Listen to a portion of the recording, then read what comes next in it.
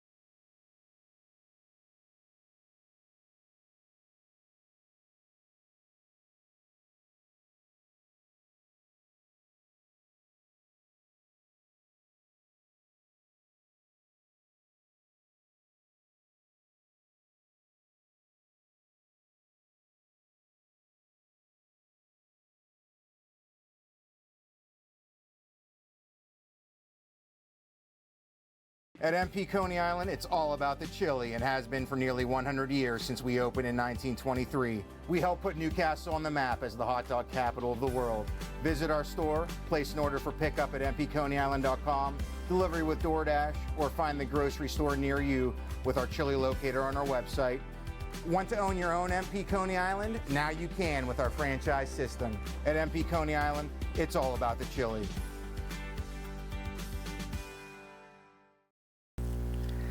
Hi, welcome to episode 6 of Giantman Comics and Collectibles. I'm your co-host, Mark McConnell, with the founder of Giantman Comics himself, my fellow host, John DITHOMAS. Hello, glad to have you back. It's good to be back. Yeah, I only missed one, but it probably feels like 3 or 4, huh? But and then we have a really special guest today, a comic book artist, penciler, inker, who has worked on numerous comic books and projects over a course of 30 plus years. On and off, but yeah. On and off. And his name is Eric Allen Nelson, everyone. How you doing? And it's great to have you here, Eric. Okay, thank you. Thanks for coming on. And Hey, no problem. but you live in Newcastle. I did a little bit of research on you just to make sure I'm, and No warrants. You're from no warrants. No, I didn't do. I hope not, at least. I didn't do a background check. I just looked at your website. Here we go. Starting already. These I was sitting there wondering, like, hey, you did a background check on you, so yeah, exactly. No, I was looking at your website a little bit. Okay. And, some of your work, and it looks really awesome. Hey, thank you. I really love what you do. I think it's great. And as a comic book fan myself, I was a little nervous though, knowing that you were going to be on the show today, because I was surprised at some of your connections. I saw you. But also. Yeah, I mean, I don't know. He threw me off because I was like, what's his name? Nervous. Eric. Yeah. I met him through the shop. He came down one day. Yeah. And he introduced himself, and he actually bought Spawn #1. That was one thing. That was missing. I love that story as well. Yeah, I can that story. But when I found out he was an artist and local, I'm like, you know how I am, local, everything. So I'm like, you gotta come. Right, because we had CJ Anderson on the show, who he does wrestling figures. He also does. But I'm like so hype on everybody local. I just love it. Like the town, like I don't have a shop or I never run into you. How would I know where you're working? Exactly. Yeah, That's I'm what here. I'm trying to do. Like I tell Mark this and everybody that's watching yourself. I'm just trying to get everybody together. Bunch of us geeks. That's all I want. Get the geek community going in Newcastle and this area. Because there's a lot of us. Yeah, I know. see them in and out all the time. And you got to come back. I got to talk to you. You gotta be, you know. Yep. So I've been there for I've been in this town for 14 years. So Right. it's been a little while now. But like everybody who does what you do, or what I do, or what you do, is like Drew and collecting and stuff. Everybody's like underground about it. Like it's Yeah, like, we don't like to talk about it. We're unassuming. You yeah, don't. We never know. You come in the shop and it's like, hey, he's a fellow geek. Let's go. You know what I mean? Come on. Let's. And it's just it's so funny because. Well, I saw something today how pretty much everyone's geeks, even if you're into sports. I mean, most people. I'm into that too. The NFL and stuff, like people are geeks about that. There's a couple geeks downstairs, right? Yeah, Yeah, I mean, right we now, got the currently, fantasy football draft I met going 'em. on downstairs. They're the biggest nerds here, honestly. We just like to do the comics and fantasy That's type it. stuff. Yeah. So you're originally from Philly? Born and raised The in east side of Philadelphia. yes. Not the east side. Or, no, the east side of Pennsylvania. Oh, you're on the I other meant to side of the state, yeah. Not the east side of Philadelphia. Yeah, but is there actually technically there's no east side, but yeah, whatever. Yeah, no, Just no. like, Not even West Philadelphia. Born and raised. both my parents are actually from West There you go. Philadelphia, born and raised, Very cool. both of them. And then I'm a Mount Airy guy, so anybody from Philly knows what I'm talking about, where that's at. So what brought you to Newcastle? That's a long story. Okay. Let's put it this way, it's like I lived in Philly, grew up there. Lived in South Florida for 22 years, which we kind of touched on South briefly. Florida, right, Yeah, right. for a long time. Then moved up here, had some relatives up here, and we came up here during the recession back in 2008. Okay. And the relative that we had up here was suggested that we move up here, cost of living difference, everything else. And plus my daughter at the time was about 5. Okay. So it was started school? Yeah, she's about to start school. She was actually in nursery school. She started kindergarten up here. But if we were going to make the move, we wanted to get it where Before she starts getting her starts school. feet, Yeah, you know, exactly. settle in. Yep, exactly. So we Which made is a great move. I Yeah, mean, Newcastle, a nice quiet place compared to being in Philly or Miami is like metropolitan, it's busy, Right. it's transient. My wife in particular, she was sitting there going I want my kid to grow up and see snow. Right, And live in a nice quiet place, et cetera, et cetera. Right. So that was the motivation beside the economics too. Right. Sure. Yeah. Right. Which is not, I don't regret the move, honestly. No. not Yeah, at all. no, I mean- I just hate the cold weather. That's the only regret. Yeah, it's a rough few Yeah, but months. Philly was just as Yeah, bad, Philly right? is Philly's a little bit warm, but still just as Right. bad. But Florida, it doesn't get cold. Yeah. Yeah, yeah. Florida. Christmas, you got to pretend it's snowing. Oh yeah, I got Santa Claus in Bermuda shorts and sunglasses in Florida, man. They have it down there. They have a Christmas boat parade. Up Christmas boat Yeah, parade. seriously. But they Boat put parade. out fake snow or anything? Yeah, some places they do, but generally it's just lights. It's actually, everybody does Christmas their own way, so it's Right. a warm climate location, but it's still pretty nice. But it's Right. not traditional, not like up here. Yeah, So- not like you were used to anyway. No, not at all. So where were you? Where were you when you started getting into art, drawing? Is that all your Well, it's life? like, or- yeah, pretty much. Okay, the deal was, I'll put this out there, is I was rambunctious as a baby, according to my parents. So this is back since we're old, me and John remember this, but grocery stores back in the day used to have paper bags. You didn't have plastic bags like they do nowadays. Right. Right. So, you got your groceries, they put them in a brown paper bag. You bring your groceries home. So according to my mother, she said, I was rambunctious. And one day she decided, I don't even know how old, 2 or 3 years old, to set me up with a pillow, put a pencil in my hand, and put these brown paper bags in front of me. I remember doing this too. And I would just take to them, kept me quiet. How old were you? 2, 3. Oh my gosh! Wow. Yeah, so I just took to it. So I've been drawing pretty much ever since. Ever since then, Yep. So it's something that's, built in. built in. But Yeah. did you find that were they impressed with your drawings at Oh, a yeah. young age? Oh, yeah. You knew you had something Yeah. special. Right. Yeah, they were pretty encouraging. And plus they just let me do what I wanted to do. It's hey, Right. keep him out of trouble. There Right. you go. He Oh, likes for doing sure. this. Yeah, I mean, Yeah. nowadays it's the iPad. Give the kid the iPad. Yeah, pretty much the same thing, except, They gave you a pencil. I would say this is a little more productive. I would say Right, it's more yeah, productive. Yeah, absolutely. exactly. It encouraged creativity. Right. You had to spawn your imagination. Small mind as a kid going.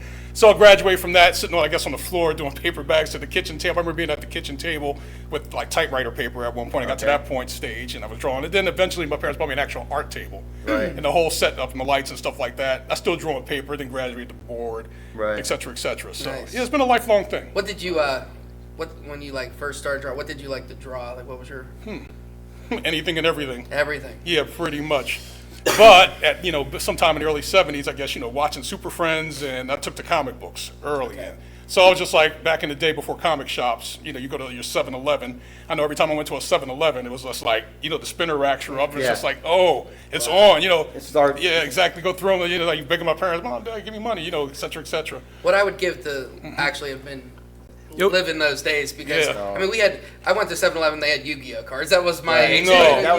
You guys No, get to see it was a national distribution, so they had a spinner rack with basically Marvel and DC Right. comics. Sure. And they were people pick them up ribs. They aren't in great condition, but still, you bought them anyway. And Yeah, they weren't coming out of the case. yeah, they weren't like you nowadays, like how collectors have everything has to be in mint Bagged and condition. boarded. Yeah, none of that stuff. But the thing was, it was like pretty inexpensive. Like when I started buying comics, they were 25 cents a piece. yeah. Wow. Yeah, they're quarter You a flip a piece. quarter, here you go. Even back in the 70s, it was a lot of money. Now they're like, some upwards of $6 sometimes. Yeah, Like, $5.99. Yeah. I'm like, some really? double specials, or they're like 8 or 9. Yep. Crazy. That reminds me, as far as the pricing goes, it was like, I remember when they got to $1, I said, if they go up any higher, this, I'm going to stop buying. Yeah, right. So- Yeah, that Like happened. cigarettes. Yeah, Just like yeah, cigarettes. exactly. They get $10 a pack. Yeah, hell, I'm cutting. Yeah, that happened. Yeah, exactly. Still going and buying, obviously. Right. Yeah, this is a little bit off topic, but I said burritos in 2010 to talk about 89 cents. Now they're over $5. So I mean, comic books were probably what, $2.99 at that time, $3, $4 now. They've already gone up to $7. That's crazy. $8. Yeah, but in then that again, time. if you think about it this way, though, it's like back in the day, the way the companies had it set up is like they had national distribution. They did large prints on newsprint paper, which is really inexpensive. The artists didn't make that much money. And so they would just sit there and put them out there. They had to take returns. I know more of these had to take returns, but still, generally, their thing was to flood, put books out there. And what got returned, they paid their salaries, et cetera, et cetera. Markets changed, so the pricing's changed. Now it's like, now you have books printed on more expensive paper. Yeah. The artists are getting compensated better. You have to pay them a lot better. The quality artwork's better. No offense to like some of the classic guys, Right. Neil Adams Yeah. and Jack Kirby. Believe me, and Jim Sprouse, I love those guys. Right. Yeah, they're the pioneers. Yeah, they're the pioneers and stuff. But you look at some of the stuff nowadays in comparison, like Oh, with it's artwork so in the 70s. realistic, or- Yeah, exactly. It has a more realistic style. Hyper realistic. I don't know. There's all different types, Right. and, Yeah. and plus there's multiple covers on each. Yeah, that's another comic thing. book nowadays. Yeah, which I know. Yeah, I know about that. Yeah, Definitely. yeah. Yeah. So it's but just everything changes, man. But it costs a little bit more money. But then again, if you think about it this way, back in those days, gasoline was like 50 cents a gallon. Right. Now it's like $3.50 everything- or whatever. So I mean, like it's just going to happen. It's- Inflation nothing's happens. ever going to go down. No, I it say doesn't. all the time. Yeah, and you don't want it to happen. I won't Right. get into the economics, so you don't want deflation. Right. I'm not going to get into that. Right. Okay, but yeah, so Yeah. it is what it is. Just have to adapt. You just have to, kind of, Go- and roll as with we it, do, roll with it, right? Yep, as exactly. we've been doing for since the beginning of time, pretty Right. much. Yep, exactly. So from that though, like when did so you got into comic book art? So like who was some of your like inspirations? I kind of talked about that a little bit, but Yeah. let me see. Off the top of my head, like back in those, like starting in the 70s, like Neil Adams, of course. I met him too. He was. You're giving away our age now. Yeah, exactly. I met Neil Adams, and yeah, he's a tough dude. He was a tough dude. And I met his son Joel. He was cool. Okay. Let me see. So one of my heroes, though. I mean, I had to meet him. I was so happy I met him. I met him also. Yeah, Stan Lee, of course, but he wasn't. He's just a writer. But Stan was also like I met him, and he was an awesome dude also. So he was like, of course, he was like the face behind everything with Marvel in the 70s. So of course, became an icon. I had to meet him. But as far as art, John Byrne, of course, Jim Starlin. Let me see. Jim Lee came later, but still, definitely Lee. Yeah, he influenced. was Yeah, later, right, some of the big guys. I mean, there's a whole. As being an artist myself, like, you kind of appreciate what everybody does. Sure. So I can go through a whole list. George Perez, for instance. That's Right. another guy that, back in the day, I loved to look at his artwork. Infinity Gauntlets. Yeah, Infinity Gauntlet. Even before that, talk about like Crisis on Infinite Right. Earths, and Yeah. even before that, and even like guys like Kurt Swan, who was like back in the '70s, a Superman artist. And I loved his stuff. So it's been a lot of influences. So pretty much like anybody that you found to be talented, most of Yeah. the top professional Yeah. comic book. Yeah, you kind of like emulate bits and pieces of them. They Sure. come up with your own Take style. a little bit from him, a little bit. Yeah, from and it's not even intentional too. It's just like you enjoy reading the books, and you see how when you read it. At least as an artist, when you have that brain, you see what they do. You're like, let me You see try what they that. do, and then you're Yeah. I you mean, pick it up from I'm there. a singer, so like I listen to a bunch of different singers. Yeah. I'm sure I have a bunch of different. I take a little bit Influences. from them too, so I get it. Art form is an art form, you really. That's just how everybody builds off of each other, and that's Right. kind of how we've gotten to some of the great artwork you see today. And like, do you do a lot of like digital art today? Or you mostly still do the pencil? Yeah, I'm old fashioned. Some people Nice. like, I have a pad, and people are like, draw on the pad. I'm like, I like the board. I like Yeah. the 11 by 17 Bristol board. I like, actually like, I'm not going to give away my entire process, but still basically, I do everything on 11 by 17 typewriter paper. It's the same size as comic board. And I'll do a lot of I'll do my designs in small, like as far as page work goes, or even pinups. Do it Okay. small. Then I'll sit there and kind of copy it on a larger sheet of paper, and it's and I can make all kinds of messes and stuff. Figure out where everything's going to be. Then I'll light box it onto a board and actually draw over the light box in color, whatever. So it's not an easy process. Oh It's not no, like you're just no. grabbing a piece of paper No, and there it is. that's how you start when you learn at first. It's Right. just you just draw. You got a blank slate there, and it's just just draw something. And we have to put books together, and you have to be creative. You have to do design. Okay, so this person wants this, like as far as, let's say, a pinup goes, not so much a story. Even with storytelling, you have to read the script and say, okay, I'm going to visually tell the story. Then you have to work, you have to really work it out before you even put pencil to paper, like on the actual board. So you have to figure it out. Okay, cool. Right. You're getting what the writers, his words, and then you're putting it on. Yeah, I write, like I said, I write a lot of stuff. I draw, but at the same time, I got a couple guys that do writing for me. Yeah, and it's like, okay, I read their script, and I go back and edit, like, that's not going to work. You have to change it. Yeah, it's not going to work visually. You kind of learn this as you look at it. Can we do this? Can we do this? There's some compromising. Yeah, you have to. You have to, because it's like, sense. it doesn't make sense. It's like, and it's something called pacing in the story, too, where the way a story's written, it might be going too fast. I'm trying to figure out the best way to explain it, but basically, it doesn't flow correctly. I think I know what you're talking about. Yeah. Actually, Endgame. When they jumped here, there, back and forth, like with the movie, I had to see it two or three times. Yeah. Endgame. Endgame wasn't too bad. I mean, not to put down, you ever see Marvels? I mean, not to put that movie down. I know a lot of people jumped on it. The newer one? Yeah, the newer one. I haven't seen it, but I've heard. Yes. Like the pacing at parts of it were just like. Well, same thing with like Endgame. It said space, they're on space, they're here, they jumping everywhere. It kind of like they could have used a little more time. Flow, right. Yeah, it didn't flow correctly. That's all. Right. But it's the same thing with comic books, though. You can sit there and say, okay, this is happening too quickly, or this is not happening. You're skipping steps. Like, for instance, one thing I learned too is like I read scripts back in the day, and drawing for somebody, and they'll be like, okay, cool. It's like then they pull a gun out. I'm trying to be an exact example, but it's like.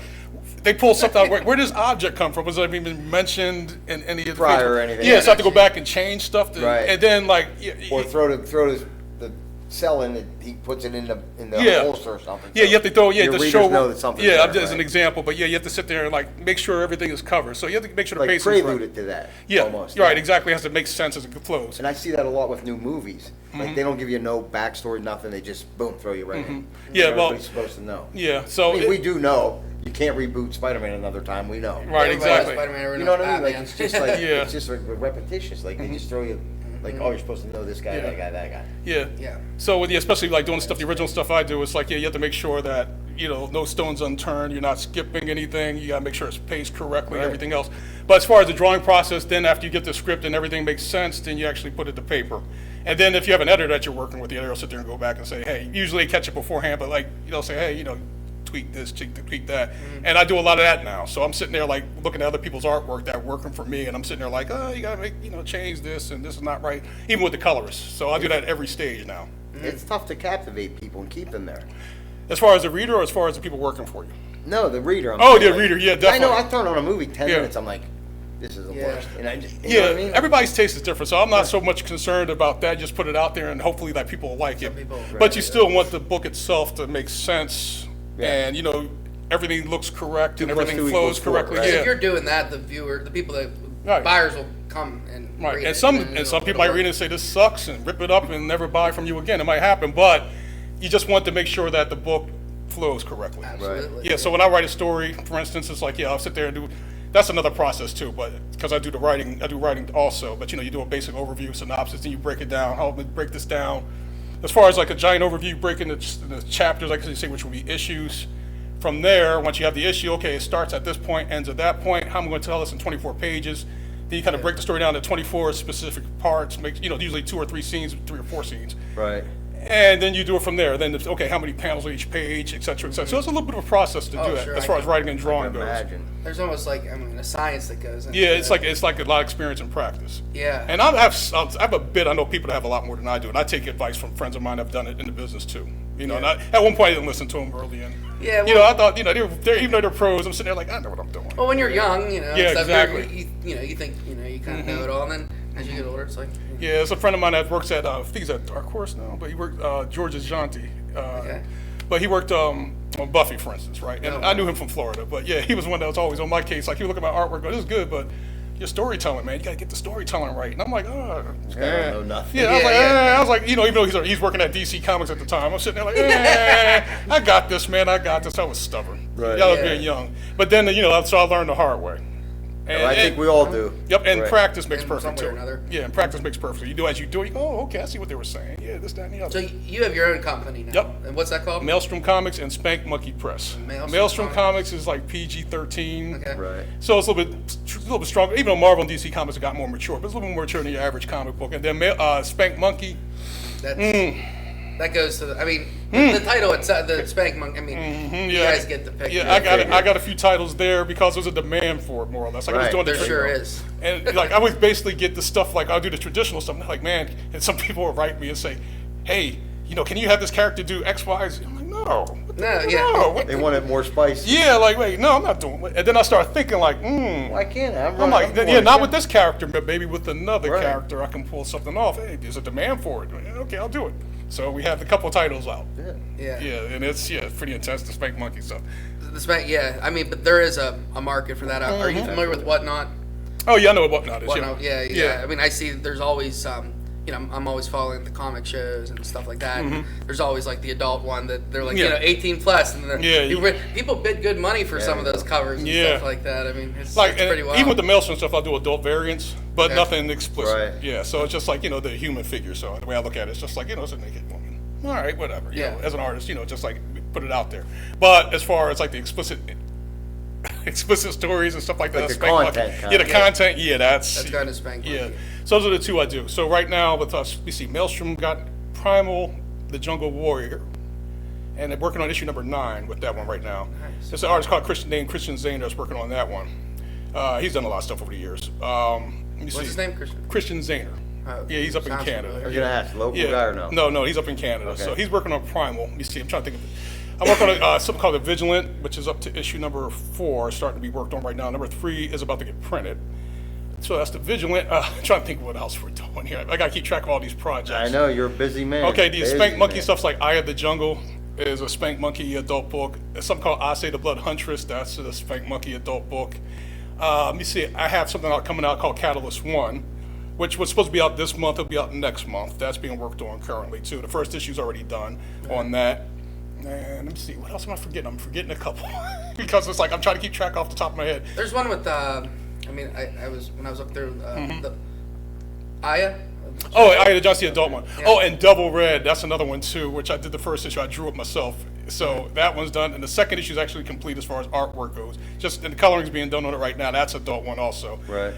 So those are the main projects. And I'm probably forgetting one or two. So, but they're all at So different, you've they're all at got different 100 stages. irons in the fire then, Yeah, basically. and all at different stages. So it's just like, writing a story and then it's like give it to the artist. If I'm not drawing it myself, they begin it. Then once they get finished, some do pencil ink, some just do pencil to get it to the inker, then the colorist, et cetera, et cetera. So, each one's being done constantly, but they each at different stages. So basically a book's complete. Then after a couple months, the next one's complete. A couple months, the next one's complete. Actually, right now, though, I'm sitting on 3 complete books. Oh, Anathema, which is a character from, I forgot a couple, Anathema is a character from The Vigilant. I had the first issue of that just about finished and complete as far as the artwork goes. I'm not drawing it. That's going to come out. And War Dance number 1, which is done by a guy named Igor Vittorino. And he did work with Green Lantern for DC. I thought I heard. Yeah, he did work for Vittorino, DC I've for heard the years, name. So he did the first issue of War Dance. A little complicated with that, but it got done. But that first issue right now is at the printer. I should be getting in the next couple of weeks, which means I got to distribute it from there.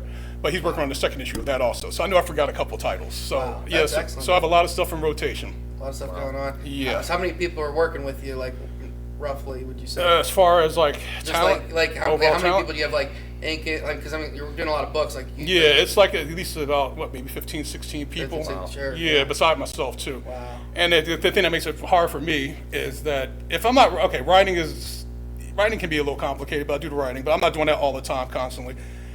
But, as far as like if you're doing the campaigns, the digital campaigns, I'll do all the digital design and artwork on those. So if you look at a Kickstarter campaign, all the paste up and all that stuff, and even the books themselves, the interior work design, all that stuff's me. So it's a different way of using the artwork. So it's like, I'm placing logos here, I'm doing the type font, I'm making sure everything's the right dimensions and size, et cetera, et cetera. I'm lettering some of the books myself too.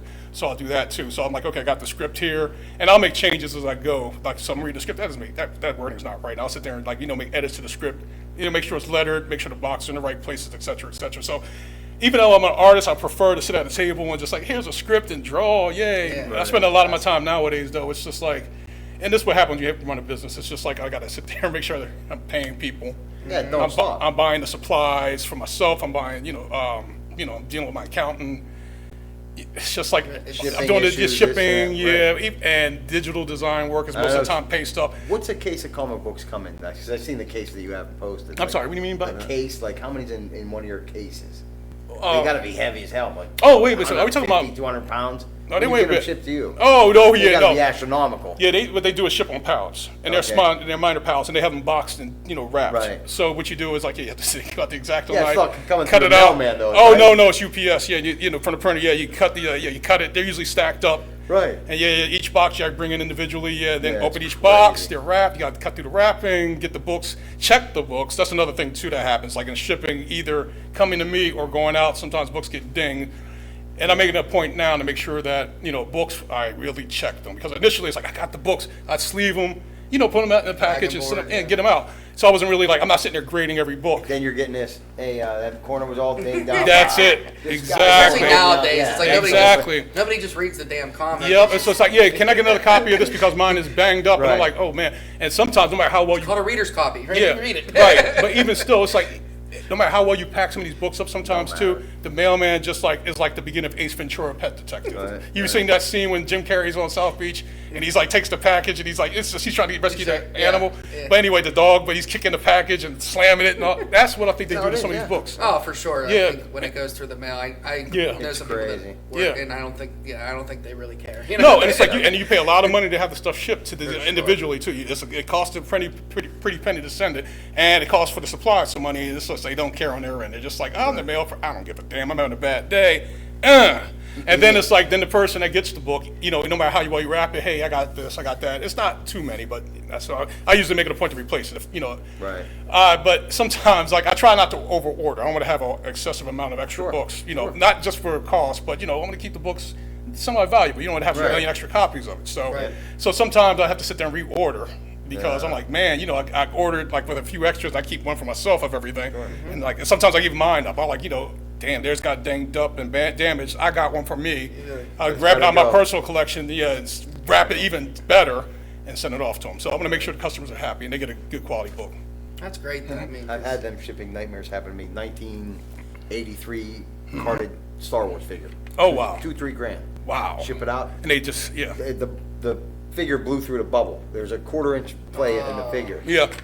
And they fired his stuff so hard it blew through the bubble. You're talking, like I said, 40-year-old figure. Yep. Irreplaceable. I just can't. You can't just go get another one or order another you one. Make the insurance claim. Yep. I heap everything I ship with insurance. Make the claim and just. That's it. There's That's nothing else you can do. Yeah, I'm not making an insurance claim for one individual book. No, I get it. In my case, like a case or so. It's a little different with the loose Star Wars figure from 1983, I guess. Yeah. Right.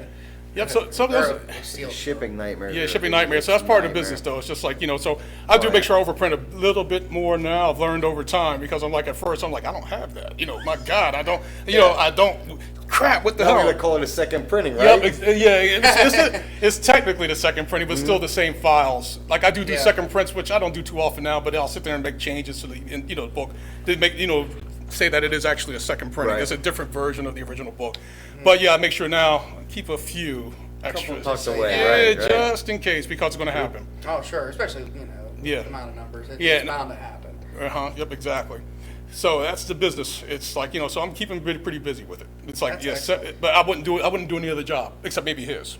Yeah, he's got No, I'm not saying you haven't made. And every job has its headaches, but like if I wasn't going to create books, I would be definitely selling them. Right. I had that dream. But you mean you wouldn't be a public school teacher? Nah, I'm just teasing. There's nothing wrong with being a public school teacher. No. I'm not. I'm just making the joke. But the passion. I don't know how you do it. I don't know how you do it. Yeah, exactly. But the passion's around the comic books and the whole thing, the toys and everything else. I mean, like I said, I was so happy when he opened up here too. It's like a little Disney World when you walk in. And I can't wait to see the storage changes it up. Yeah. Every month. I went in there a month apart, and I was like, "Is this the same store?" There's more stuff to look at.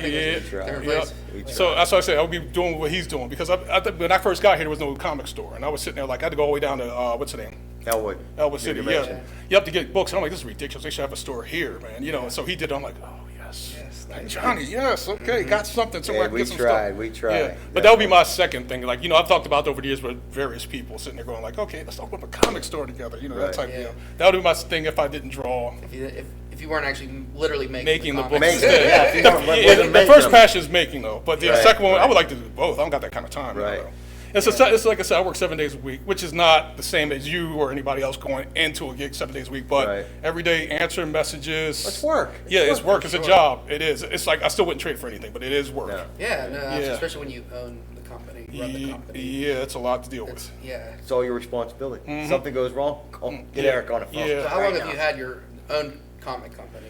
Okay, as far as Maelstrom goes, it was like, wow. Okay, let me see. Long story though. It's like, actually, we kind of started with a partner of mine, a couple friends of mine, back in like 1999. Wow. No, wow. So it's been- Yeah, so back in those days, there was no Kickstarters. So, Yeah. yeah. And printing was really expensive for color, right? Funding. You're right. Now Yeah. we gotta go to funding. Yeah, but here's the thing though. So we put out, Rich we put out a black and white book, the first one, something called Mystic Trigger. And a friend of mine who's passed now, but his name was James Broshi, he drew the interiors, right? But it was black and white, but at the time, we had to, we were able to get in a diamond. So they did national distribution on that black and white book though. It did okay, a few thousand copies. But still the returns weren't great. So after that, it was like a hiatus more or less. It was just like, it wasn't, and the way the comic industry was at the time too, was like kind of shrinking. Oh, that in the was a early tough 2000s, time, yeah, yeah. late 90s, early 2000s. So, I still kept working on projects, I including was told Stan Lee would go make comic book appearances at shows, I'm sorry, not at shows, at people's stores. Right. 2,000, fly him right in, $2,000. Wow. I mean, I know a guy that had 4 stores in Florida. Okay. Shut them all down during the hit of the internet when everything started coming. Can't keep up. You can't keep up. Yeah, it got rough for a little while there. So, we kept working on projects though, and the Primal, which is like the second thing we did. Like I remember, Is it just called Primal originally? it's called Primal, and it was the Jungle Girl. Jungle I can Girl. tell you a story about that, Really? and it's a general term. Yeah. So, we just called it that through the 2000s. I drew the first issue, and I was working a full-time gig. At one point, I worked for a home builder. Then I worked at other places, worked for an air conditioning installation company. And at night, I was doing that. I was working full-time, going home, drawing a page, or trying to draw a page, and then ink it myself, all that crap. Right. So Grinding, just- Yeah, just grinding, right? So 2-job deal. Yeah. Anyway, so worked on that. And this is before Kickstarter came out. But when Kickstarter, somebody said, hey, you should try this. You can do crowdfunding. People are doing this. Yeah. And I hadn't dealt with a printer in a while either, right? And I also found out, with the digital, coloring and printing, that's come down. So I'm like, oh, wow, okay, cool. So I was like, yeah, let's do this, right? So put it out there. It was a cease and desist letter. yeah. Got sent to us. And this is the second one. But it was more or less like the term Jungle Girl is trademarked by who owns Jungle Girl? Publisher. Frank Cho did the artwork on it. I don't say Dynamite. I only besmirched. Dynamic? No, Dynamite, but I want to just Okay. besmirch if I'm wrong. But it was more or less like they sent the letter, so it's like, got to change the name. So we switched it from Girl to Warrior. So we had no choice. But hey, whatever, it's minor. Right. But started doing that. So in 2013, managed to get the thing out on Kickstarter, which was cool. And so that was the first 2 issues actually. I had 2 of them. And I went back and actually it was so long between me drawing the book, the first issue and second issue, and the time it came out, I went back and redrew some of the original pages. Nice, yeah. I got a little bit more time now, kind of rushed through this thing. Right. I was tired, I was half asleep. Remastered it. Yeah, so I remastered some of it. Visually remastered. No, physically, yeah. Not Physically visually. remastered, Physically, it's like, yeah. page 14, this sucks. Ripped it up. Yep, okay, I could do better now, so I did that. And I picked up from there. So it was on and off for the past, 10 years or so. And I'm going to get into the details about that, but it was sporadic as far as the publishing, with a partnership. And things weren't getting done, but whatever. So basically about 5 years ago, it was like, you know what? I got this. I gotta go. I got to take this. I got to handle all this. And so I basically got back on the Primal title, made some money, and then said, okay, and took the money, the profits, and said, ooh, I could put X out, Y out, Z out.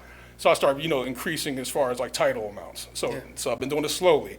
So now I have my money tied up in all these future projects, which is cool. Hopefully I'll, recoup my investment. Sure. But that's the way to do it, I guess, because it's like, okay, I made profit. What am I going to do with this profit? I put the next one out, of course. Right. But I'm not a guy that's going to sit there and say, oh, I'm buy myself a Lamborghini. That'll be dumb. Yeah. Yeah. Or I'm going to buy myself, I can't afford that Lamborghini. But, I'm On not Kickstarter. You make some good money. Sometimes, But sometimes I'm not living the high life. I've been trying to be very humble with it. Make it, and I'm making sure that my people that work for me get paid. Right. And It's a business. yeah, It's all- exactly. it's a And yeah, business. so That's put the the money. great thing about Kickstarter, though. It's so many people back you. Then you can continue. You set a goal, and Right. sometimes you get Yeah, over you the get goal. access. Yeah, exactly. And you you pay for that book, and then it kind of funds the next project, and the project after that, and the project after that. So yeah, I said basically I'm doing expansion. So that's why I got a whole bunch of stuff going on right now. That's awesome. Yeah, man. So it's a lot of work, though. Ready to rock and roll. Yeah, man. Matter of fact, like I said, when we get out of here, and tonight I'll be back at it. Same thing. Right after. Yeah, right back to here. work. Yeah, I mean, like I'm gonna take. Everything's ready. Yeah, but I'm gonna take a couple. I'm gonna take, I'm gonna watch some television, eat some dinner and stuff like Yeah. that. But after that, it's gonna be back on. I have Right. to do it. Yeah. Yeah. Matter of fact, I get ready for shipping in the next couple of weeks. Like I said, I told you about War Dance #1. So now I gotta get the supplies in for that. I told you about the girl Lori Foster that does Laguna Studios. Right. Shout out to Lori if she sees this. Like I said, I'm pretty much gonna talk to her about working a deal for her as far as her taking distribution from me. Okay. Because she did a job. She distributed Primal #8, and she did a good job on that. Her and her company. So I'm like, I have so much I'm trying to handle. I'm gonna try to focus more or less on the creative part and Right. all that stuff, and then, kind of have to do this with the digital, the Right. distribution part at this Yeah, stage that's because big. it's just it's getting way too much to handle for So one you gotta man. find a good distributor. Yeah, she's a distributor. She yeah. does a nice yeah. job. Yeah, so I'm like, I can't. It's half the battle, right? Yeah, so it's going to come down to that. So it looks like it is what it is, but that's a good thing. So where can I get one of your comic books? Like if I was to go. Okay, if you want to know, obviously you can reach out to me directly. Yeah. Okay. So Yeah, you that's can reach the- out to me yeah, directly. yeah. I do have a website. It's called Maelstrom Comics MaelstromComicsSite.com. And you can Google Maelstrom Comics, and you might find it. You get back issues there, but I have some that are like reprints. But I don't have every single cover of every single issue on the site. Right. That has to be worked on. And of course, follow us on Kickstarter and Facebook, Instagram. Let me see, what else am I forgetting? Twitter, X, whatever you want to call it.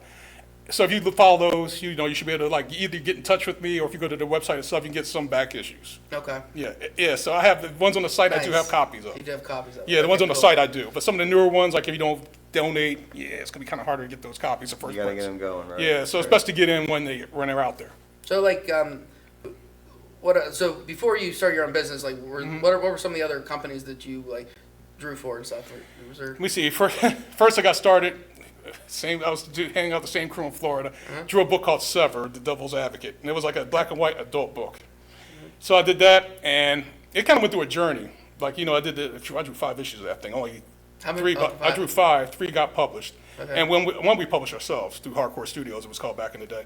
But yeah, we shopped it around basically. It's like a company in Florida called Raging Rhino Press, and they saw the story. They took it for a while. The guy took it for a while. Then he kind of changed his mind. When it changed things, we left.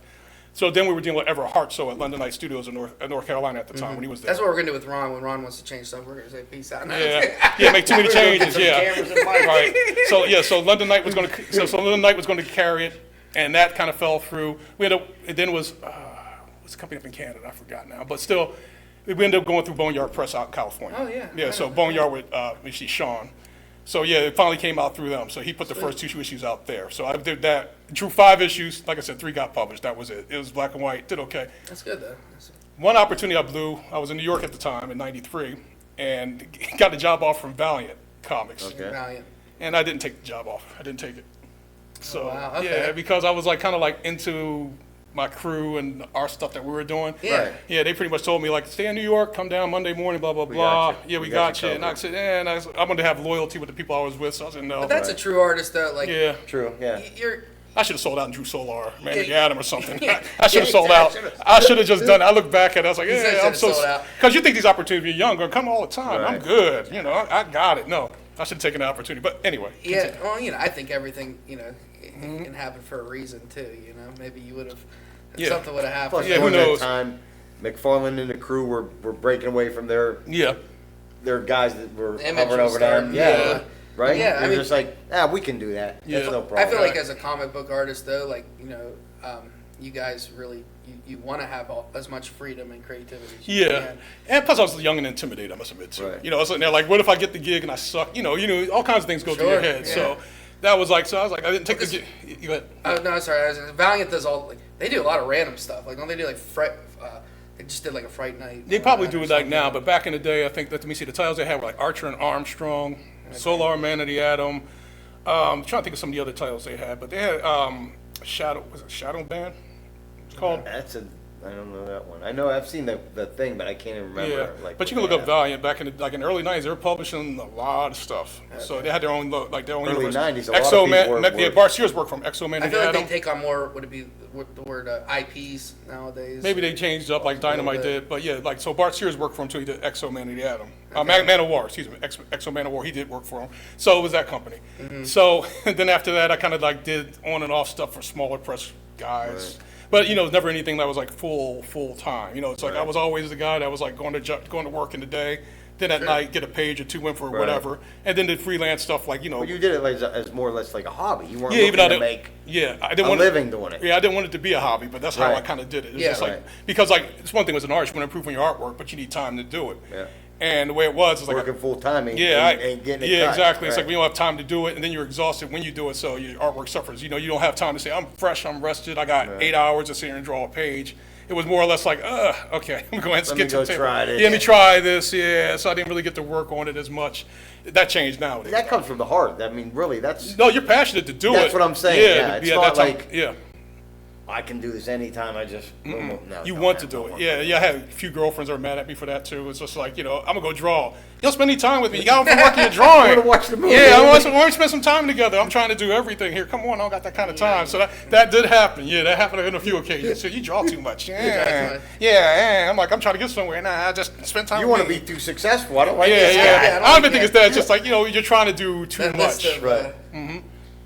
Things that what a woman wants. They want you to be successful, but they don't want you to work on it. Yeah, exactly. Yeah, exactly what the success about the work. My buddy said that's so funny. It stuck with me. I've heard it one time by one other person, but he said it. Everybody wants to hold the baby, but nobody wants to give birth. Right. Okay. I mean, that's a good analogy. Yeah. You just hit that nail on the head. I can't believe it. You know, and it stuck with me for years. That's one thing. Fortunately, now the way life is, like for the past 5 years at least, I have time. Even though I'm doing a lot more, I didn't anticipate this honestly to be this much, but I got the time to do everything now. So that's great. It's like I'm allowed to have that time. You know what I'm saying? Yeah. So and come and do podcasts. And come and do a podcast too. So things have gotten better. I've devoted definitely a lot more time to the craft nowadays. That's great. So, you're really in your element now. You get to have all kinds of projects coming. Now hopefully everything will go well and keep going well, and you know, that's all I ask, honestly. Not good, right? Yeah, now I got to start doing some conventions and getting around and stuff. As a matter of fact, it's like we got one coming up. I know we have one coming up too. Yeah, exactly. You know how it's gonna be. What's the Youngstown one coming up? I think Toy Hio is before mine. It is. But then the Youngstown Comic Con one. Okay, that one. I don't know. Are they not doing it this year? I don't know. I can look into it. That I'm not sure of. Like, I mean, I've done some of the majors before, like over the years, like South Florida Comic Con, New York City Comic Con. You know, so I've done those before. I've done San Diego. Everybody, at one point, I wanted to go so bad. And then everybody tells me it's too crowded, it's too commercial, it sucks. I'm not putting down San Diego myself because I've never been. I don't know. It might be awesome, but you know. The only thing I know about San Diego is on Whatnot, they'll have vendors there selling some of the comics. So it's kind of cool. Like you can buy comics straight from there. But you're not there. But you're not there. So I don't know what it's like. But I can tell you. I can tell you what comic books are coming. Exactly. Like Todd McFarlane had a big Venom cover. I know, and a couple other things. You know, limited editions. There you go. My man Rob Liefeld, you know Rob. He does Evangeline. That's supposed to be a movie pretty soon. Oh yeah, nice. So that'll be interesting. Yeah, man. I'll tell you what though, it's just like these guys, they've been doing this for a long time. Todd is Todd is very, not Todd McFarlane in particular, and Rob Liefeld are very established. Oh yeah, I mean they're kind of like little brother, big brother, little brother. I have to do homework on it for the next show and find out. What's that? Youngstown Comic Con. Yeah, because I remember going there. I went there last year. You were there, right?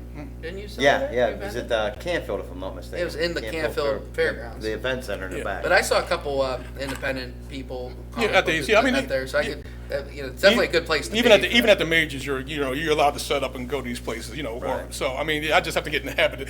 One thing I wanted to do in the past few years now is like I gotta get the cons, but I'm pretty much trying to build up an inventory first, and make sure I have everything running first. You know what I'm saying? You're just like, I put out a book, let me go get a table at a con. I didn't want to do that. I want to sit there and just like focus on getting the business built up. Now it's getting to the stage where I would like to do that again. Like, I miss it. I haven't done it in a while. I haven't sat there and signed a book or met people in a while. So eventually I'll get back to doing that. Well, I like signed books, so I'm going to have to reach out to you first. Absolutely. I got the gold pen at home, man. I got the gold pen at home. Low print runs too, man. So print run? Everything's low print run. It's like almost print to demand. So it's not like you sit there, it's like, everybody, thousands of people have this. It'll be maybe hundreds of people maybe have this. Yeah, that's what makes it cool. Too. Yeah, so that makes it worth the investment. CJ does the same thing. He only numbers them to 50 sometimes or 100. Yeah, I do that too with limited edition covers too. That's the best. I think it's a great idea. I kind of limit that to like the metals or the hollows and stuff like that. Like that's what it seems works the best. Like hollow foil editions or metal editions or gold metal. Yeah. Oh, you do those too? Oh yeah, metal editions. Oh yeah, do that stuff. Yeah, and those are really rare. I mean, like, like I said, usually it's like whatever the people order. I order one for me, and that's it. That's it. So I have had people come to contact me and say, hey.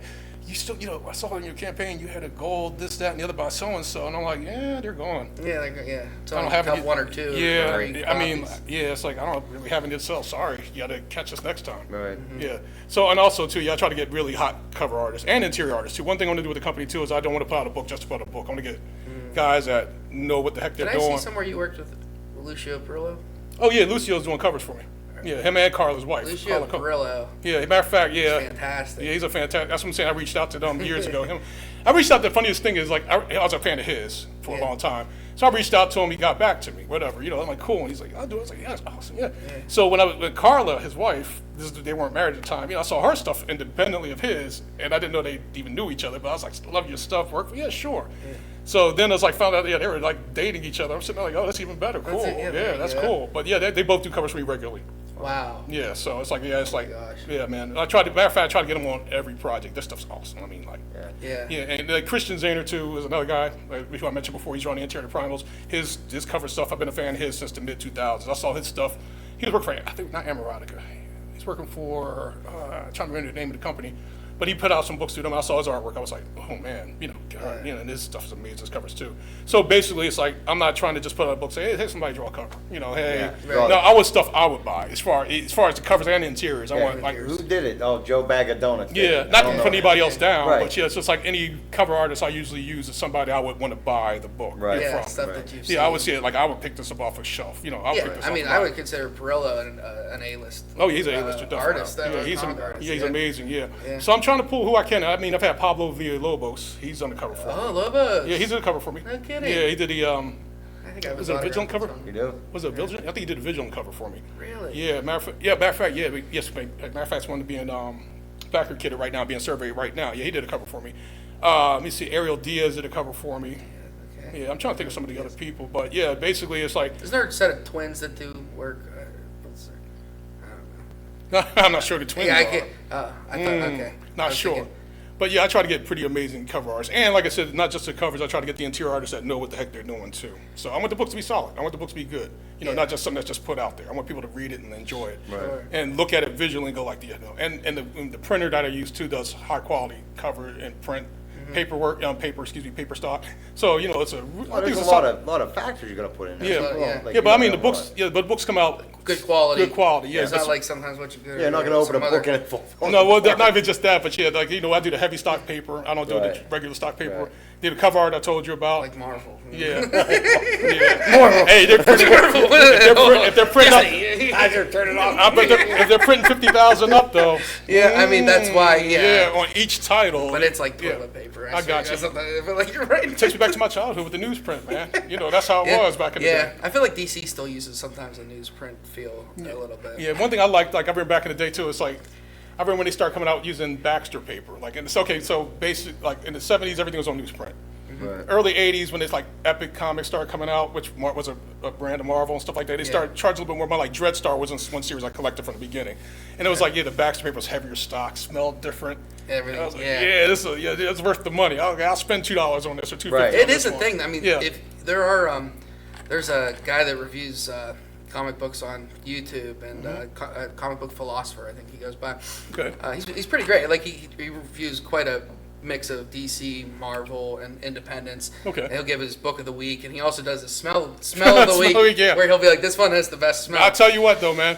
Let's be honest. Like they say that connected to memory smell is really connected to memory. Yeah. I'll tell you what, man. It's like if the old newsprint. I go like that's I know he knows what I'm talking about. Right, Definitely, you right. probably do too, Yeah, man. That for sure. smell, it takes me back to my childhood, man. It's like I smell old comic book on my. Eyes roll back in my head. I'm talking about it's like open it. I do every once in a while. I go through my collection, checking the book out, open it, crack it. I'm like 6 years old again at the 7-Eleven right spinning it. That's awesome. People who are watching this probably think we're nuts. Yeah, probably. But this isn't the first time I've heard of this. Okay, yeah, I've talked to people who literally, the LJN figures, the old rubber wrestlers. Oh, yeah. At a certain The smell. guy told me, he said, I love the smell of them. Yeah. Right? I'm looking at this guy like, you love what?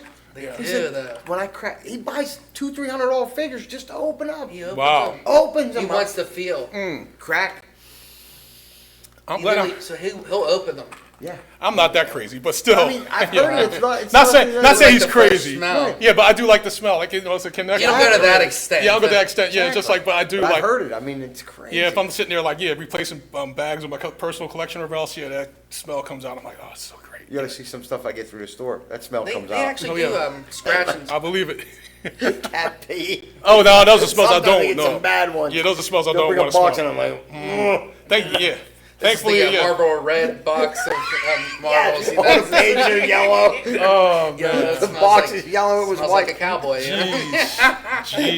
You Okay. can shred that paper up and smoke it with a filter. It is. It's great. You know it Wow. because you've seen This it. comic book contains 2% tobacco. Yeah, like jeez, no. I was one of those weirdos as a kid though. Like my collection is not even weirdo, but just like boy. Even back in the day, get off the 7-Eleven rack, and once comic stores started coming around, and I started buying the bags, the Mylar Right in the bags. back or the borders, Oh, the right. board. Oh Board yeah, bags, I did. right. Yeah, bag. They really didn't have boards, believe it or not, back in the day. Just the I can bags. believe It was it. just the bags. Yeah, it was mainly bags, but still, I was like, I'll take it. They weren't that high tech yet. They're like, Yeah, maybe they we had- should put they did that- cardboard behind it. They So did, right, that came late because it was like they had Mylar bags, and they were real, and they had the thin ones back in the day too. Really? Yeah, and it was just like, but still, it's better than nothing. It's like, I'm gonna save Right. this book. You put it in there and seal Well, it. we talked about this too at the store one day, and it's funny. The 1963 Spider-Man first appearance of Spider-Man, I think. Amazing Fantasy number 16. Yeah, is that it? Is Yeah. that 63? No, Amazing. Yeah, 1963. Amazing Okay. Fantasy number 16. One I I'm gonna think say just sold at Hakes for like 4.x million, whatever. that it was. might be that or Action Comics. I know Action Comics number 1 sold for Superman, like, yeah. Superman first appearance was something like about What I can't $4.5 figure million out dollars. is where did these guys keep these up until the grading company? You know what I mean? Like, Found in someone's attic. but I mean, the conditions had to be perfect. Yeah, Just perfect because you couldn't preserve a paper like that if you wanted to now. yeah. I mean, For they 50 years. maybe packed it with some other books And tightly it's enough. just amazing. They're Yeah, pulling 9.4s, and I'm like, but that's the where was this But that's thing? the reason why it's worth so much Sure, money too, I because think a majority, More than a you know how about the whole history of that? It's like in the majority of comic books, of course, they were just printed to be disposable. They were going Right. to grade quickly, and kids read through them and whatever, Roll tossed 'em up, put 'em in yeah, their put 'em pocket, walk tossed around, them, yeah. etc., etc. And then there was like in the 50s, if I'm correct, they like destroyed a lot of comic books. Like it was like they were saying they're evil. oh yeah, yeah. They're satanic. They're gonna make your kids start smoking Right. crack, even though there was no crack back then. That type deal. There's no crack. So No, parents, you're right. yeah, you're so right. parents That's were when the label started. They yeah, started talking about the label. Comic Code Authority came around. But yeah, they their kids, parents that took their kids' comic books and They're destroyed evil. them, threw them Yeah, out. right. So yeah, man, that's why now the very rare and great condition books are worth millions Right. of dollars, It's especially with a popular insane. character. I still had somebody say it. Somebody that deals with trading cards. Same thing. Said about comic books that he's like, man, I go to a comic store and it seems like they're demonic, all of them. And I was like, all right. I'm like, there's something about the. But I'm like, Right. There's always been like the son of Satan, and there's some yeah, character yeah. in every book. But comic books are all about good versus evil. Yeah, exactly. I mean, You have to have Right. the evil you have to presence. have evil to have good. Yeah, I mean, exactly. I don't see why. Yeah, that's what it is, exactly. You need to have Dormammu, and these characters have to exist. Yeah. So the good guys have to have somebody to fight. That's what makes it interesting. Even though in the Vigilant book I have a demonic character. She's Yeah. a female succubus. Yeah, but she's like the anti-hero type deal. Still have to flesh her out a little bit better though. Yeah. Right now just like the introduction stage, like with that, because it's like the 4th issue's being drawn. Right. But you have to have it. But I'm not all about Yeah, but no, Yeah, it's. yeah. I mean, it's. Yeah, a lot of those. I mean, I think Image is doing one called the Infernals with, and it's like it's Satan's like family basically. okay. Yeah, it's See, like his whole Well, these family. guys are digging I deep. must say now, Yeah. now I can understand They're why getting they might get from- some complaints or Yeah, something yeah, like that. it gets. Yeah, they're digging deep. Yeah, now. exactly. Now I'm not There's- gonna mainly feature like a team of demonic Yeah, there's characters some running around. literal. Yeah, there's some literal ones. So I guess Yeah. I can see his point of view. But the majority of comic books is good versus evil. Yeah, exactly. So you have to have It's all you set up. have to have that element for sure. Yeah, I mean, I just saw there's a biblical or like a Bible comic book version of the Bible. That Yeah, they've you done that can before. read. Yeah, they've done that a long time. Matter of fact, I had a copy of like the oversized. I'm trying to remember what it was titled, but yeah, Neil Elhams did the artwork on that one too. I had, really? I don't know if I still have that. That might be one I might have lost, but yeah, it was like Tales of the Bible or something like that Yeah, in the okay. '80s, and it was Neil Adams artwork, so it's amazing. It's like I was like not really into the characters so much. I'm not a religious person, but Neil Adams did the artwork. art, I right. bought that sucker. It was oversized. It was like Right. maybe Yeah. that size. Fantastic artwork in it. Man, Yeah. Yeah, so they they done must have that been doing that stuff for a long time. Oh yeah, they've been doing this. Nothing new. Yeah. So, You can make anything into a comic. yeah, really. then you can take a comic book and make movies and TV, any subject matter based off that too. So That's what they say. Like the highest, what I think society considers the highest form of visual art entertainment is the motion picture. But, Yeah. But if you, think about it, like how much the comic books have influenced motion pictures. Oh, sure. How many comic books have you read that you're like, wow, this is better than maybe any movie I've ever seen in this form, you know? Yeah. That's the cool thing about what people don't realize. Like, read comic books because you'll get stories of your favorite characters that you might never see in canon. right. Well, I'll tell you what, pop culture is caught up because back in the day, it was like comic books were like a weird, small little thing that nerds did, Right. and that was Yep. it. And nowadays, you got, like I said, Deadpool and Wolverine of all things. Yeah. You're making like, close to $2 billion Right. worldwide. I remember, you're my age too. I remember when X-Men was not even a popular title, in Marvel, and I They bought almost it. didn't pull through with Marvel. Yeah, they almost pulled through. Yeah, and it was like I remember nobody read X-Men. Even Right, even you're among your right, friends, yeah. even though Nobody was reading everybody it. read the Avengers It and gets weird. Spider-Man and stuff, Oh, and wow. X-Men was like a weird little Weird title one, on the yeah. side. Because Yeah. of their social issues that they brought No, up? it was Was just too the characters. progressive? Yeah, I guess, and the characters a little unusual compared to like Spider-Man and Batman and Superman. X-Men was not popular. I collected anyway. Chris Claremont, when he took over, especially, I started really Chris buying it. Claremont's Yeah, when he started, took over it. But then now it's like, now it's like, Did you watch the animated series? which one? The 97. new, Oh, the X-Men. newest Oh, one that just yeah, came out 97. then? Oh, hell yeah. It was great. amazing, Yeah, it was great. Matter of fact, I just finally started catching up on Young Justice, by the way. That's underrated. Okay. You ever see I Young haven't wa- Justice, no, I the haven't DC? watched it yet. Oh, watch Young Justice on HBO Max. Watch All it. right. Okay. It's like, I think it started in 2010, and every few years they put out a new series of it. Oh, really? Yeah, it's really, I thought, it's a cartoon about Teen Titans or something like that. No, Right. it's a really, really good series. Good storyline. Yeah, great. Yeah, you got to watch it. Anybody, I recommend you watch That's that. good. That's a good check sleeper this out. one that I would have. Now, yeah. you watch The Boys, getting back to... I've The Boys, I of just course. got back into it. I'm only on episode 5. I see The Boys as it comes out. He hasn't seen it. Oh, good guy. Yeah, I'm watch like, The Boys. you I'm missing- on the 5th episode in, so I get it. I mean, it's pretty amazing. Yeah. I like it. It's Yeah. everything It's a I shock, like man. about, It'll shock about you. TV. And yeah. Invincible is another one that's out That's there. another one. I gotta get Invincible. on that. I don't... I Oh, haven't Invincible's watched great, any too. yet. Invincible's fantastic. Yeah, but this point that you were making though was like, this stuff became pop culture. When we were kids, he's about my age, it was like, comic book stuff, like they did adapt. I'll put it this way, they did Superman the movie in '78. That was like the big adaptation. Yeah, they made a man fly. Yeah, that was the first major movie. I mean, it had the Batman series in the '60s. They had the Shazam, ISIS thing on Saturday mornings, and the Spider-Woman cartoon. I love the remember original that. Batman 60s. Yeah, When I was a kid, I still watched love that it thing on too. rerun, Yeah, but I mean, it was like hearing the Spider-Man television show in the '70s. Wonder Woman was popular though. That was a popular '70s Yeah, TV show, but it was like, of course. I mean, If you- yeah. she's beautiful. I mean, Oh, yeah, things to yeah. look at. Yeah, but still, in the Hulk TV show, you remember that in the late '70s. Yeah, but still, with this stuff Frank- was out there, but mainly only the major characters, kind Right. of low budget, and it wasn't like true adaptations. Wonder Woman was probably the closest true adaptation. Possibly. As I far know as TV Batman series. wasn't. Batman wasn't. Superman, the movie was pretty damn good. Yeah, yeah. But still, it was like, it wasn't really. It's like the major characters came out every once in a while with stuff, and then Hollywood took it like and ruined it after, like for some sucky stuff out. Yeah. Now you're getting stuff that's comic accurate and a lot of it. Oh, yeah, because Yes. people are And tearing billions it of up dollars. sometimes, too, if they don't Yeah. like it. Yeah, exactly. This wasn't happening in the comics. Yeah. I need this and that. Yeah, I mean, like they putting out stuff like Doom Patrol. Yeah. I've never Right. thought I would see a live Right. adaptation of the Doom Patrol, which was a Right. great series if you ever watched that too. Umbrella Academy just ended. Didn't like the last season, I but I like the series watched overall. a little bit of it. I couldn't really... I haven't watched You it. got to Yeah, follow, right. watch the Umbrella Academy, but still all these not minor. I don't say minor, but I know what you're saying. Like, These are not. perfect example. Yeah. Iron Man was not an A-list Oh, Iron Man character. was definitely not. He was not an A-list Not until character. 2008. Right. Exactly. Yeah, He really wasn't. He was like- Robert he was- Downey Jr. Right. Yeah, it was like he was an Avenger primarily, some of the But Avenger they rolled the comics. dice with him. And he had his With own Iron series Man. that I collected. I love when Bob Layton, another artist that influenced me. Bob Layton's Iron Man run was Layton, amazing. yeah. Yeah, was amazing too. So I bought the series, but still, he wasn't selling the books like Spidey and Cap. Absolutely. That's what Yeah. I mean. He was not Yep. an A-list character. Yeah, he became basically Marvel's Batman. In Yeah, a lot pretty of much, ways, yeah. Yep. which is pretty impressive. Yeah. Like my way of buying comic books was, because I didn't have like the resources. My parents didn't know anything about comic books, but Okay. I didn't have, not the resource. What's that the right word? I don't know if I'm using the right word. Access. I didn't know about comic book stores and stuff like that. So I would see Okay. like Giant Eagle and buy them. And Okay. I remember one time Wow. I bought an Iron Man comic before it was like a thing. Right. So like when the movie came out, I was like, oh cool, I actually bought a comic. I know that. Yeah, I know that. By the You time know? that movie came out, in my comic collection stack was probably this thick. Yeah, So, yeah, Of yeah. Iron Man books alone, but yeah, because I was into it from back Right. in the day, but still I appreciated it. Looks like we got some. Oh, we bought it. How we doing? Oh, we're good. We're good. Yeah, we're doing good. We're Yeah, about an hour in. Oh, okay, yeah, because I got some things I got to do. All right, That's right. I'm not sure what time it is No, it's exactly. perfect.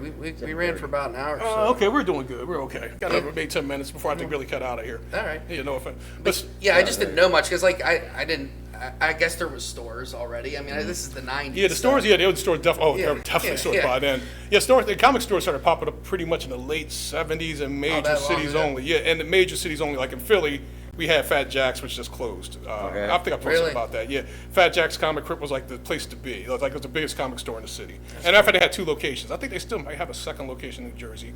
But yeah, that was the place I would go to. It was like in downtown Philly, and Now they had everything. yeah, they had correct? everything. Yeah, Okay. yeah, they had like whatever title you Right. wanted, they had it pretty much. And Yeah. we're talking before the internet, before the. We Oh, yeah, didn't know. before all that We stuff, had to yeah. literally go find Yeah, it. you had it. Yeah. Right. Like, Go go out on in the eBay, I wild. get it shipped in a minute. But Right. Yeah, yeah, Or, now- or whatnot. They have all the new Exactly. comic Yeah, books no, on they were- Monday, and no. you get them mailed to you, or Sunday they have all of them. You can get them by Wednesday. Right. You don't even Yeah. have to go to They're the in your store. hand. Yeah, and in your hand. Yeah. Times have changed. But I Right. remember the comic stores started coming out, I heard about them from friends. And I'm getting at the age where I can start traveling on my own and stuff like that. And they were like, they got a comic store. It's downtown. Like, oh, really? Okay, it's called, okay, cool, whatever. And I remember I went down there, and it was like, the books were all brand new. Like, you used to the spinner rack, and the Right. books all partially damaged Yeah, and yeah. stuff. Now they're real They're nice. they're all exactly up on the shelf, and they're all brand new and yeah. clean. And then there are titles they had up there like that you never heard of before because they had everything. Like Right. you would get like 7-Elevens. I used to do the 7-Eleven run when I was allowed to. Go to this one. They have Defenders, Batman, and Superman, and Spidey. Let's just All say. Right. Right. But then you say, okay, where's Iron Man? It's not there. go across town. Yep, you go across town to an, or go to the next 7-Eleven. Country fair. You go, yeah, exactly. You spin the rack. There's the Iron Man from 3 months ago. Okay, I got this. So Right. it was like you had to go on a scavenger hunt Yeah, to you get had to the go title hunt it that down, you, right. unless you ordered directly from Marvel or DC back in the day. And the books be like 2 of them. You have 2 or 3 of them in the rack, the same issue, and they're damaged partially. all So you get expensive. so you pick the best one out. You take it and buy it, and that's how you did it. Now I someone's know. like, "Oh, there's a spine tank," you know. Yeah, I know. At school, we used to sell magazines down at St. Vitus. We had a magazine sale. That's where my daughter went. By the way. And always, every year, we would sell these magazines. Mm-hmm. And they had comics. So I would always get some issue of something. No, and I'll never forget, Star Wars was one. Oh wow, I wish I had mine. 1, 2, 3 came out through the whole year. I don't know. Yeah, boy. Where they went, I have no idea, Yeah. but I remember 1, 2, 3, 4 coming in the mail. I'm like, oh my god, this With is the great. original. Yeah, the first, it's 77, 78. I They had came them. out the same year. or Yeah, same the time movie as right after the movie. Right did. after the Kidding. movie. Yep. Okay. Oh, that's something people don't realize too. It's like Yeah. Star Wars when it first came. It wasn't expected to be a hit. It wasn't No. marketed at all. No. It was like I remember seeing like the commercial, and I was like, oh, I definitely went to my me and my brother. My brother's 18 months younger than I am. He's like, oh, we want to see that. That looks Right. awesome. Yeah. We talked about father into. He's like, yeah, I want to see that too. And then of course we went to the theater. It was like mind blown. You know what I mean? Right. This is Never seen 1977. anything like it. Oh Yeah, no, it was 1977. Right. Man, I still remember it. Man, I was like in the theater in the scroll. Like, okay, Like- this is different because movies didn't start Coming with up at scrolls. the end, It right. used to be like movie starring so and so, so and so, so this, and then John Williams' music's kicking, and you're my like, what gosh. the hell? Then the opening scene with the, the rebel ship being chased by an Imperial Right. cruiser. You're like, You didn't see it. I know, you don't see anything like that. I remember sitting there like, in the theater like, oh my god. That Again. kind Yeah. of started it all with superhero Yeah. stuff and everything. You Every think about well, before science, the it was movies. a science fiction like movie craze after that. Like everything, Yeah. Buck Rogers, Battlestar Galactica, all that stuff started coming out. Because the 70s were a great era for just like dramatic movie, like Al Pacino came out then, De Niro, all those guys. Oh, they got and their- then, they all of a made sudden their you name. see Star Wars, Yeah, like- it changed everything because like science fiction before then in the 70s it was all dark. Logan's Run type stuff. Yeah, It was all dark dystopian and stuff, and it was like low budget relatively, except Logan's Run was pretty big. But then after that, kind of like more, they started putting their money in it. But still, back to Star Wars and the marketing. Yeah, the action figures, like the kids want action figures. They didn't come out until like early '78. Right. the whole year. You got a promise. You got a promissory note. Yep, you got. Yes, right. You remember that? Yeah. You had to order them. Yep. Yep. You go to Bought them, they give you a piece of cardboard. So, You yep, send it in, this- and you they send redeem the it. figure. They We redeem promise it. You're gonna get these. Yep. That's how it was. Yep. Because it's like I want Star Wars toys. Go to it's all the movie. It's so They couldn't great. make 'em fast It's so, enough for Christmas. Yep. That Christmas of '77, they didn't have them. They didn't even have Because them. they didn't think they were gonna Yep, they need a didn't know. toy line. They were just Yep. Nope. I mean, the marketing behind it was ridiculous. They got turned down by every major toy maker in the world. Yeah, and then when the movie hit, probably it changed. And No, then well, Kenner had- Kenner caught them. Yeah. But they were a small company out of Cincinnati, made Right. billions. No, they made They got turned down by bigger ones, Mego, Like Mego. Hasbro, all of them. These were Yep. companies that were already established. They Yep. said, "You're crazy. That movie ain't gonna take off." Yeah. that movie was, I can't, yeah, I mean, like, there's really no equivalent. That's awesome, yeah, but, so the toys had to wait till the following year. Yeah, Christmas at 77. Seven had no nobody toys. had Nope. nothing. I remember a buddy of mine, my best friend growing up, I'm not gonna mention his name, but his birthday was in April of Alright. 78, so it was his 9th birthday. He had a party, and his toys just came out, and his parents bought him a couple of them, and he had Darth Vader and Luke, and I remember R2-D2, and I'm sitting there like, actually had one in my hand, like, You wanted it so God, bad. my birthday came in August, and I was like, I'm getting this, I want this, telling my parents I want this. Oh, yes, they made toys, I was so excited. But my buddy got them first. So They were accessible. That's yeah, hard. it took that long though. I mean, the movie came out in May of '77. It was April '78. Right. When the first time I ever had a toy in They my couldn't hands. get them in the store fast enough. Yeah. So that's how it was back in the day. Just we're old men talking about our How about childhood. how here. crazy? Yeah. Huh? Hey, That's what this- how about how crazy the marketing was that behind it? Mm-hmm. Give us, I think it was $15 or $18 somewhere in that neighborhood. Yep. And we promised. We'll get it. We'll send you a prominent. Yeah, It was gonna be a promissory. Yeah, it was like a little coupon or whatever, Yeah, we'll cardboard send you coupon. That's how You it was just stare back at in the the coupon day. every You day. gotta see what they were worth now. Oh, if you had them now, no, but 30, you. 40,000. Yeah, because you know what happened. Every kid cracked them open Soon as they got and 'em. started having their adventures. Yeah, exactly. Yeah. So now I have to find one in the packaging itself. my Yeah. He was gonna be like, I'm gonna keep this in the package. You don't think- who got the control? That's what I was. Yeah, doing. no. Yeah, you know Had to what's, be an adult Yeah. that did it. you know what's crazy though? It's like my mother in particular. She was like with the comic book. She was like, you know, when you was buying comic books as a kid, she's like, keep these. They'll be worth something one day. But the Star Wars toys, no. Right. Just like. You're doing Beat 'em this, up. Mm-hmm. just beat them up. Everything else, I didn't think far Yeah. enough ahead, man. Like maybe Yeah. these will be worth something too. Now we predict like, what's going to be big, and I always say like the Fortnite toys might be a big deal, 20 years down the line because all the Right. people that play Fortnite Mm-hmm. right now, like keep buy some, keep them in a few packets, leave them, put them away for 20 years, keep them in the package, see if they're worth anything. I've talked to people as well too. They say, "Oh, you hear Toys R Us is coming back." I said, "Don't matter. There ain't no good toys out now No, anyway, there so isn't. it don't matter." Really? I mean, that I think of. Personally. Okay, about to say, I still Some collect. more vintage, I see what kinda you're saying, spoiled. yeah. But the new stuff really don't. Okay, just making sure. That doesn't go crazy. You know what I mean? Like really. Yeah. I mean, like, and I think too, it's like. I don't want to walk into Toys R Us and see a wall of Funko Pops, I a know, wall yeah. of whatever. It's It's- just like, Oh, I see. But here's, I think, okay, with Toys R Us or something like that, they had a major, like if a Toys R Us major corporation with a lot of space, they probably could carry a variety of toys and stuff. Right. So I think the selection would be better, and then you see some cooler toys in there. Right. I think now it's like the department stores and stuff. They have just the sections now, Just a little bit, Yeah, right. and GameStop has a little bit here and that and the other. So you don't. you got people running in So and buying what- up everything the day it comes out. But here it is too. It's like whatever sells is what they're going to carry. So you won't get some of the other toys around. Yeah, there. and they're not stockpiling like they used to. Now it's There's full no room. sections of anime and stuff. Yeah, a lot of right. anime. Things have changed. Anime's big. Yeah, and it'll probably stay big too. Yeah. But things change, man. But yeah, I mean, like, I don't know. It's like I don't know how well Marvel figures or like Deadpool, Wolverine figures got to be selling, right? If the They movies sell, are good. they sell. Yeah. So I'm surprised they didn't have really a toy line for that though, because like I think it's all probably think- folded into like the regular Marvel and DC Yeah, I guess. Marvel Yeah, they toy lines. didn't, I don't think they released anything like from the movie. yeah, which is yeah, interesting. yeah. Sorry. Yeah. Like I said, I think because I think anybody collects that stuff just has it already. Like Deadpool action figures been around for a long time, and I think that Marvel Legends. I have seen Marvel Legends where they do have a movie version of the characters and stuff like Right. that. But they don't put it on the television all that stuff. Like they don't do it like wait things have changed. They don't advertise or market the way they used to. Unfortunately, Yeah, it is different. Yeah. you got to go online and say I I want got it. something you'll love. What's that? I passed on it about, I think 2 weeks ago at the one of the flea markets. Sears Wish Book.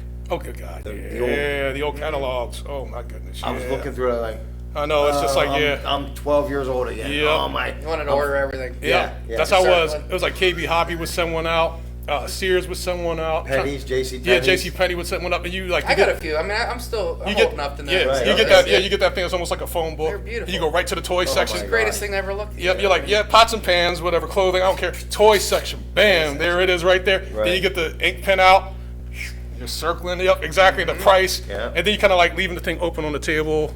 Here, look, Your living room table, leave it on that page. Mom to and get dad with my mom, walk I said, in. "Set this up." Yeah, they help, they not even that, just leave it open so they can sit there and walk by like, I yeah, used we to know give what's Mom, up. can you send this to Santa, please? Oh, we do that? Okay. No, we used to just drop hints. Me and You my just brother. drop hints, yeah. We just sit there like, here's a book. Did it ever work? Did it work? Oh, we got some of the stuff. Get some of the stuff, yeah. My parents didn't overspoil us, but they did get They us give some you- of the stuff. Like, we never got 100% because that'd be probably real expensive. Right, same. It's always within reason. But it was like, yeah, we generally, well, I guess we were lucky as kids. We got generally a lot of stuff that we wanted.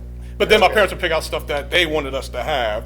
So it was a good mix, I guess you can say. It'd be boring if it was just like, oh, I want this, I want A, B, C, D, and E for Christmas. You got A, B, C, D, and E. So yeah, there was something that you didn't even think you would like. Curveball. Yeah, exactly. It's like, hey, this is pretty cool. This game is cool, or this toy is cool. Yeah. Yeah. So like I said, I had some good time. I got some good Christmases. I must admit. There's a birthdays. Facebook internet that goes this post that goes around during Christmas time. It's so funny too, and it's about the G.I. Joe flag.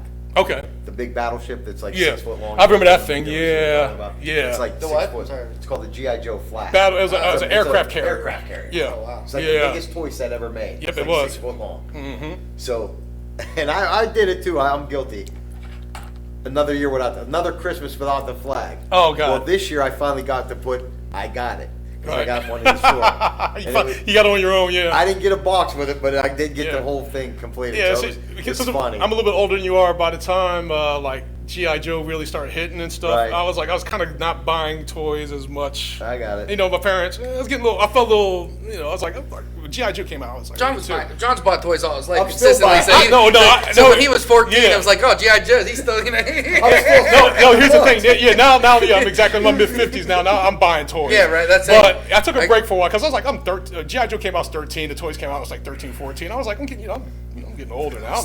I'm not buying toys. I want That's toys. like when I was 10 years old. I'll never forget. I went to Barnes and Noble and I was like, I want a graphic novel. I was looking for the comic book section. The lady, she was an old lady. She looks at me. She goes, "Aren't you a little too old for comic books?" That happened to me too. 10 years. It ruined me. That happened at 10. Ruined me. At 10. I'm crying inside thinking about it. No, here's the thing. I would go to, like I told you, 7-Eleven and stuff like that, even at 13, 14 years old. But like I said, the comic stores started coming around. So there were grown adults in the comic store. So when I the first time I went in, there was grown adults in there buying books. I didn't feel bad at all. I was like, I'm never going to stop. Who do you think, why? First of all, most comic books are centered for older teen. Right. A lot of, I don't understand. What her, I'm like, oh yeah, you're right. Maybe I should go buy, Treasure Island. I'm sorry. Yeah, no, because they don't. Yeah, because they actually don't know. Like, especially in the '80s, like comic books were pretty much like for kids like 12 and under. But in the '80s, like in the late '70s, early '80s, things started, change as far as like the content. They started making, they started putting out more mature content for readers that they got someone older. like of her age at that time, because she's probably 120 now. She's alive. She wouldn't know that there was comic books for more adult oriented. Like I remember Heavy Metal magazine. The first time I got my hands on one of those, I man. remember the movie. No, the movie was great too. I've seen that a dozen times. But no, I remember the magazine was out too. Like they brought that over from France, and that was like one of the things I've ever seen that in the 7-Eleven too. And I was like, yeah. I was like not old enough to really read it, but the people thought it was a regular. The people that worked at the store thought it was a regular comic book. So I was like, and it looked cool. I mean, like the artwork, Louise Royal art, and Richard Corbin artworart and stuff. So you wanted to, this looks interesting as a kid, And never opened it up like, oh my, I got jackpot. Kept going back to 7-Eleven. Hey, Steve, how you doing? Yeah, no, Spider-Man, Batman, Heavy Metal. They handed it to me, and I'm like, okay, cool. And I go about my business, man. But yeah, so it got more mature. In the '80s in particular, it became something that adults got some edge to it. Yeah, it got more edge to it, and it's been the same ever since. Right. Yeah. So it's good. But I think I'm out of time. Yeah. Well, thank you, Eric. Hey, no problem. It's been a pleasure. Hey, man. Nice meeting you guys. I know John, but nice meeting you, man. Yeah. It's great meeting you. Hey, no problem whatsoever. Yeah. Yeah. So check out Spank Monkey Comics, Maelstrom Comics. Yeah, Spank Monkey Press, Maelstrom Comics. Spank Monkey Press, Maelstrom Comics. Yeah, look us up online. Follow me on Eric Facebook. will be at the show. I don't know if you could see this. If I have permission. You can zoom in. The director. Got it. There you go. You got to put it on the thing too. There you go. You see it? Yeah, it looks good. November 2nd. November 2nd. I'm definitely see if I get down. First ever Newcastle Collectors Con. Absolutely. And make sure you tune in next Sunday, probably about 6:30. We will be, I'll be doing my 5th episode of Take a Bow, and we will have the entire cast of Spelling Bee from the Newcastle Playhouse that I'm in. So make sure you check that out as well. And everyone have a great night. Thank you. Thank you, guys. Thank you, guys. We all know there's an advantage to playing at home, to being the home team. At LGKG, we've been your home team personal injury attorneys for auto accident and workers' compensation cases for over 90 years. We know what works and how to win. We have all the credentials. At LGKG, we don't take every case. We handpick our clients so that we can give you the attention you deserve.